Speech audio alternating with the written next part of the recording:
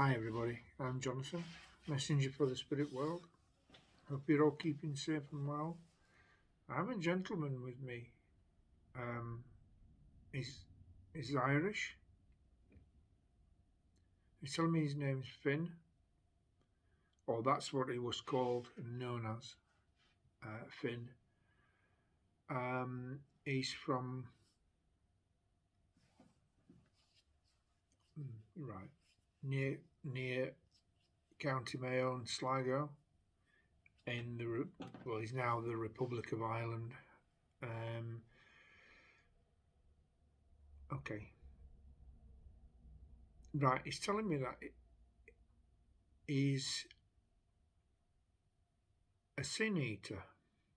A sin eater. Um, he's telling me that he used to go to. He was right.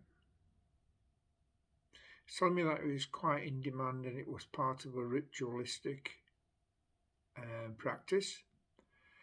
I don't know if this practice still goes ahead today, but okay. Right, okay. He's telling me that he was born in latter or the back end of 1700s, and what he used to do was he'd be called to a funeral and he'd have a ritualistic meal on top of the coffin at a wake, and he would eat and eat away the sins of the deceased. How he is appearing to me is slightly deformed, because he said that he ate away a lot of sins, and it's yeah, it's deformed his soul. He's not a bad person, but this is what happened to him, and this is not why he passed.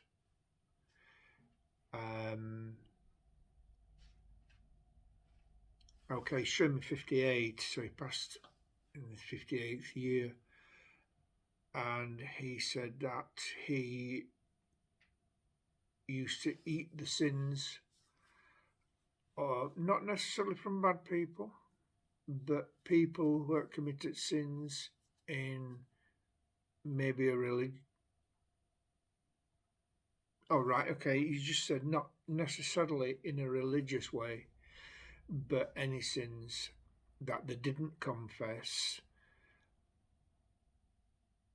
Yeah. And he would eat those sins, so that the person could go into the afterlife clear. He said it's a practice that happened all over. Right, thank you. He's saying Scotland, England, and Wales. I just asked him in the mind's eye if it only happened in Celtic traditions, and he's saying no.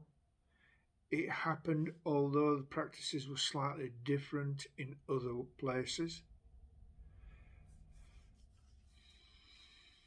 Right. He said that it was a thing that he was thrust into, he wasn't born into. He was thrust through one way or another, and he ended up being a sin eater. And he's saying that he would be going 3-4 times a week, and they would pay him to actually eat and have the ritualistic meal and eat away the sins. He's saying that the meals didn't taste that great because of the sin that was attached to the meal, but it was a service and a job that he did and was chosen to do. He says it was just like being any priest or anything to do with any service. He says this was the service and the practice at the time. He's saying people say that it was folklore, and he says no, it wasn't. It was a fact, and it was an everyday occurrence, and it was an occurrence that every village, every town had a sin eater, and he's just one of them.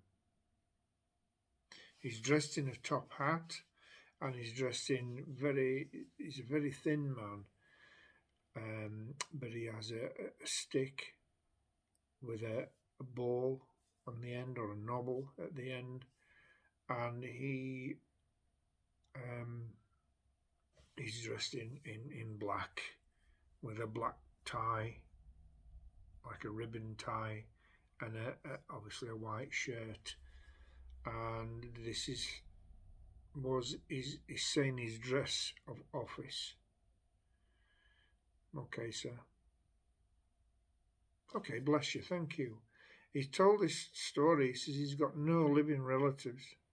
He just wanted to tell his story of a profession that has probably died out now, that a lot of people are not aware of, and a lot of people don't know.